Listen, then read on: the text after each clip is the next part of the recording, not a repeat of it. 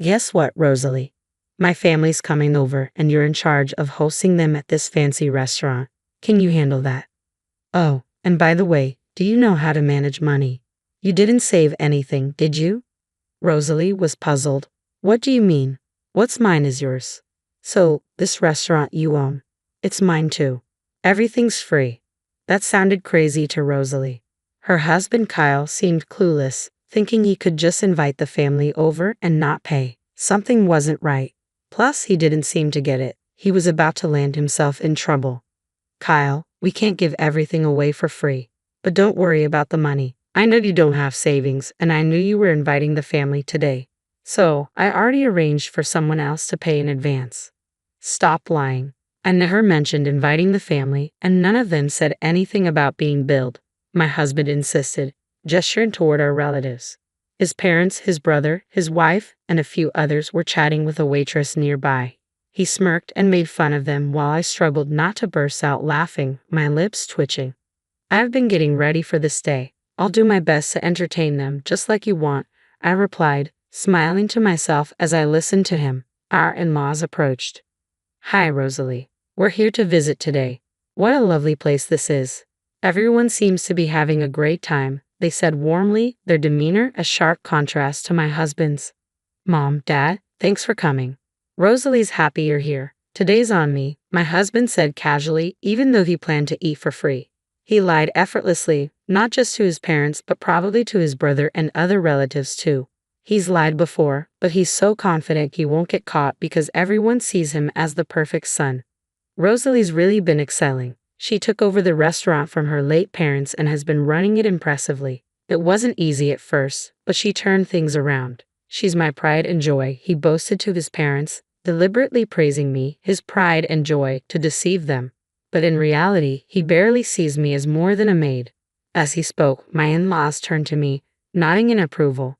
They've always recognized my efforts since the beginning of our marriage. Their kindness shone through their eyes. Meanwhile, my husband subtly changed his expression, silently warning me to keep quiet.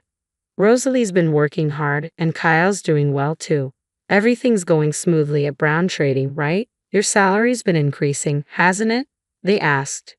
Yeah, that's correct. I'm respected at Brown Trading, and my boss has high hopes for me. I aim to lead my team through actions and results, and I'll keep up the good work, my husband replied confidently. That's our son, all right. Spending $155,000 like that isn't something just anyone can do, his parents remarked proudly, but my husband's expression darkened slightly at that moment. Today, we have 15 relatives dining with us, including my in-laws and brother-in-law's family. It's $11,000 per person, totaling $115,000. I calculated silently, knowing my husband was trying to get it all for free, unaware of the cost. When he realized it was pricier than he thought, he quickly regained composure to avoid exposing his lie. This one's on me, everyone. It's the least I can do. I just got my bonus, so no worries at all. Leave it to me, he declared, puffing up his chest as the in-laws chuckled softly. Checking the time, it was 6:00 p.m., so I guided my husband and in-laws to their reserved seats. The other relatives followed suit. Just as they were settling in, my husband shot me a creepy grin. An hour later, I approached their table in the banquet room. They were enjoying themselves, oblivious to the surroundings. Feel free to order more, everyone. It boosts restaurant sales, and Rosalie will be delighted, so go ahead, my husband encouraged, each word accompanied by a flurry of extra orders. With the banquet meals and additional orders, the bill had surpassed $20,000. Everyone assumed my husband, a corporate elite with a hefty income, was treating them. While some hesitated, my husband seemed to push them to order more. That's when I decided to set the record straight, loud enough for all to hear.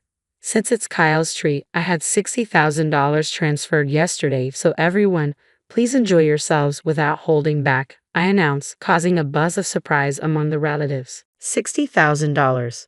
Classic Kyle, were words of almost admiration that flew around.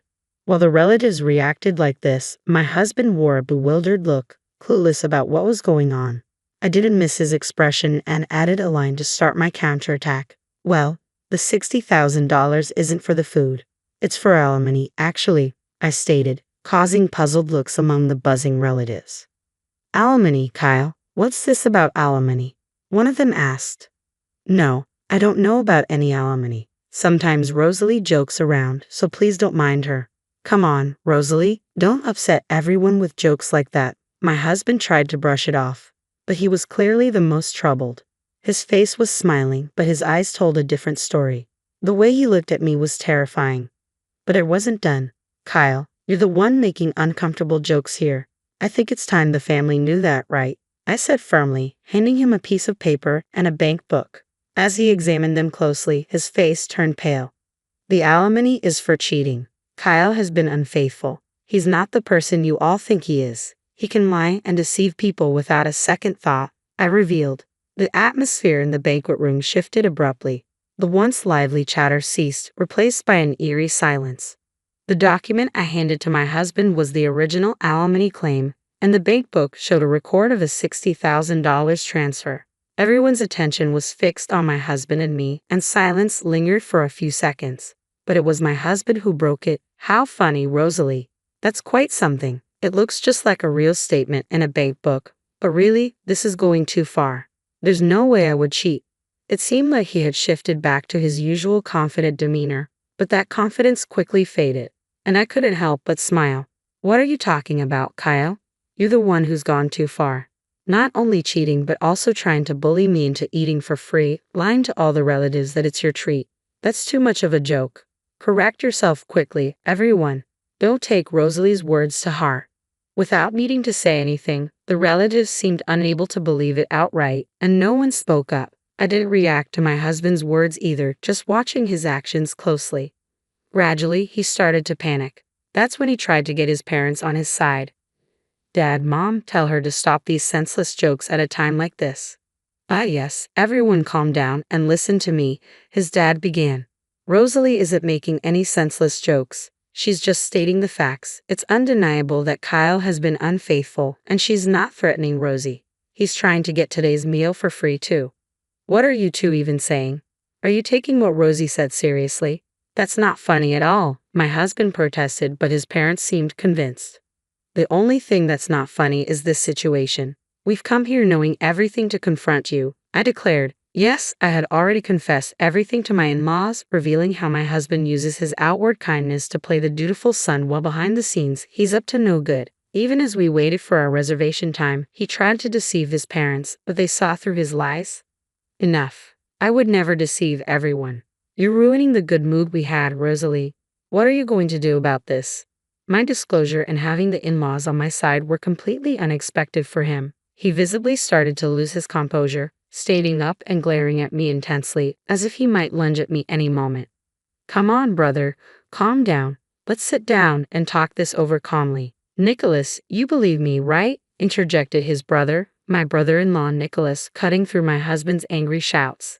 Nicholas, busy with his own job, was attending today with his wife Yasmin. I knew Nicholas and my husband had been close since before I started dating him, and he is as gentle and consistently smiling as the in-laws. However, Nicholas's next action would utterly defeat my husband. He pulled a thick envelope out of his bag and handed it to my husband, saying, You believe me, right, brother? How can I believe you when you've been cheating with my wife, Nicholas? You what? My husband's accusation hung heavy in the air as Nicholas handed over the envelope. Inside was a report on the infidelity investigation. It turns out my husband had been cheating with Nicholas's wife, Yasmin. Just before my father-in-law had said, We've come here knowing everything, and by we, he meant the brother-in-law's family too. And it turns out, I learned about my husband's infidelity thanks to Nicholas.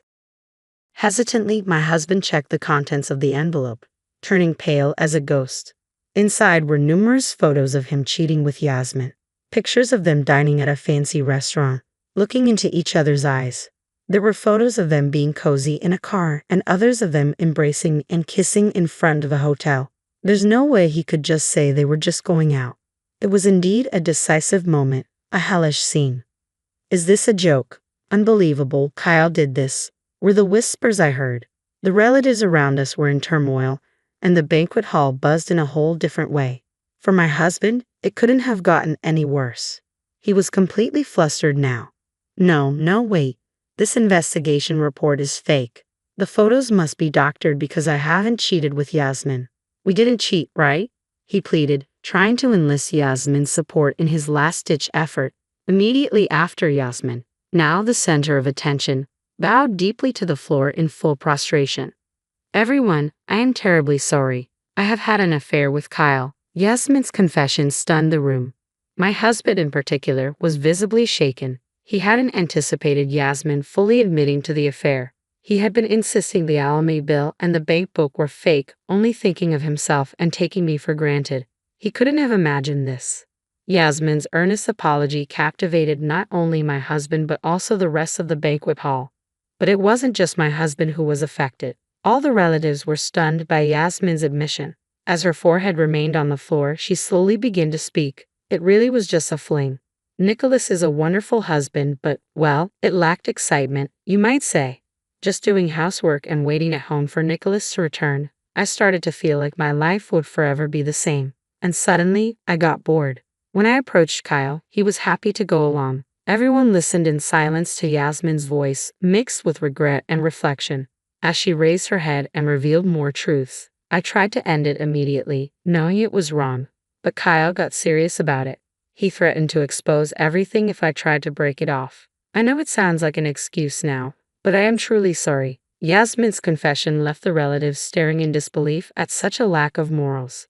Yasmin had initiated the affair, and though she was threatened, it's hard to completely sympathize with her. But she came here today to admit her mistakes and apologize, which is somewhat redeemable. However, my husband tried to escape by lying and making excuses, unaware that he was just tightening the noose around his own neck. He really is a fool, brother. It's all useless. Rosalie, and our parents know everything. I'm going to demand alimony from you, and you're going to pay Nicholas. When did you realize? You didn't even do an investigation. You must have been sure, right? Yes, I heard it from someone I truly despise, you brother. Right, Rosalie?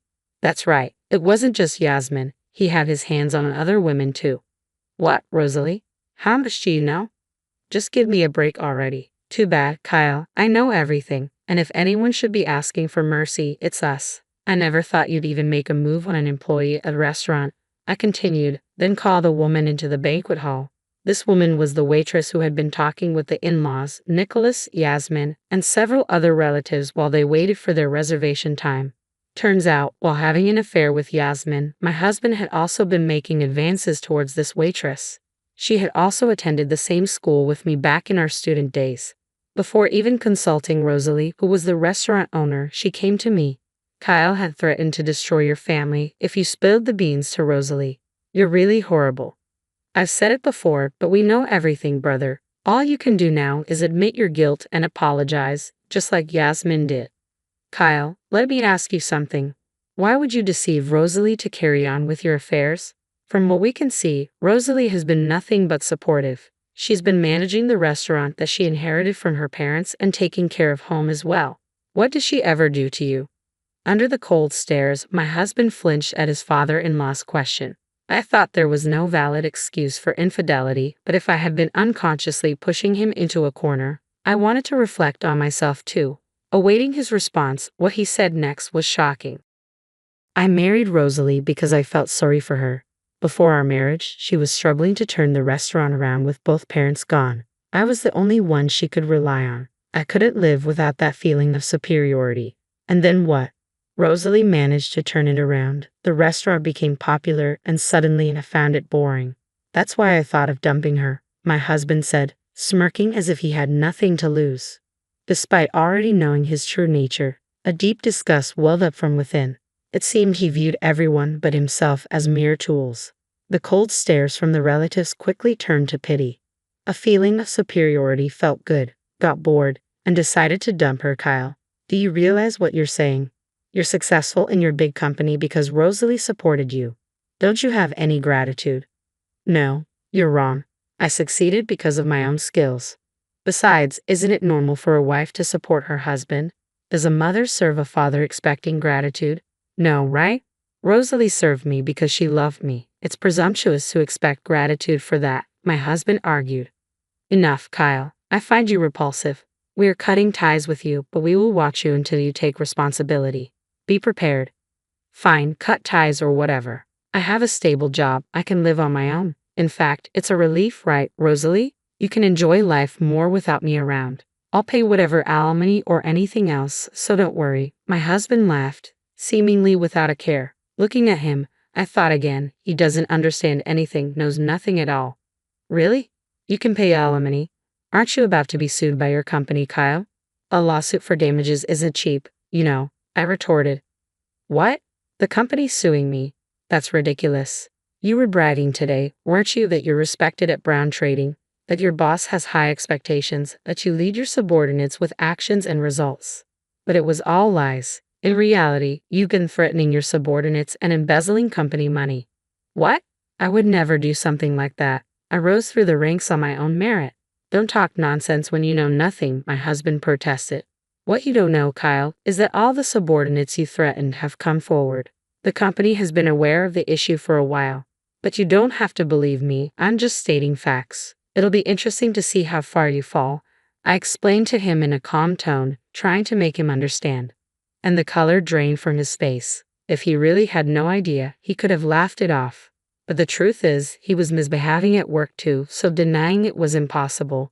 Seeing the realization dawn on him, he quickly turned, pleading, "Rosalie, you're right. I knew nothing. I'd only said those things because I wanted to leave. Please continue to support me if we divorce now." I stopped him right there. "Don't say anything more.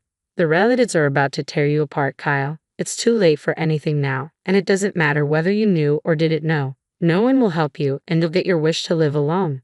Oh, and by the way, make sure you pay for today's bill. It was your treat, wasn't it?" The moment I said this, Kyle collapsed to his knees. No one reached out to help him. Today, after threatening me, deceiving the relatives to get a free meal, he finds himself unable to get off scot-free. Afterwards, I filed for divorce, and Kyle was sued by his company. Kyle ended up incurring a significant amount of debt. The reason Kyle had no savings despite dealing with Brown Trading was that he was footing the bill for entertainment expenses with the employees. However, this entertainment was merely a pretext. In reality, Kyle was just squandering money at nightclubs. Given that Kyle, who had a high-paying job, had no savings, it's clear he had been recklessly spending his money. This was entirely Kyle's own doing, so he should have dealt with it himself. But instead, he asked for help from his in-laws and Nicholas's family. Of course, no one was willing to help. Kyle had defiantly claimed he could live on his own and even laughed off being disowned. So it's no surprise, yet Kyle continued his futile attempts and kept sending messages to my smartphone incessantly. "I was wrong. I shouldn't have cheated. I regret it. Please help me." The messages clearly showed he was desperate, but it felt like just another act. Given his history of deceit and manipulation, it's hard to believe him still. I have not blocked Kyle's contact. I've left it unblocked so that I can receive his messages. I want to see what becomes of a person who has only thought of himself and demeaned others around him. It's uncertain what will happen to Kyle now that he has hit rock bottom. One thing I do know is that unless Kyle truly repents and changes himself, he will not be able to climb out of this pit. That much I am sure of. "Rosalie, I am truly sorry for what my brother has done. It's irreparable." Nicholas apologized to me after divorcing Yasmin. The in-laws who came with him also deeply bowed their heads. "I am a failure as a parent. I can't believe I didn't see my son's true nature sooner. If only I had realized earlier, this wouldn't have happened. Kyle took advantage of your kindness, Rosalie, and did whatever he wanted. It was our responsibility to stop him. You all don't need to apologize. If anything, I am grateful. I had no one else to rely on, no parents or relatives. So thank you for always being on my side. From the beginning of our marriage, the in-laws and Nicholas have been my allies. That I was able to turn around the inherited restaurant was possible only with their support. They are genuinely kind and always smiling. They showed such fury on my behalf that was incredibly comforting to me, who is utterly alone. I will never forget this warmth for as long as I live.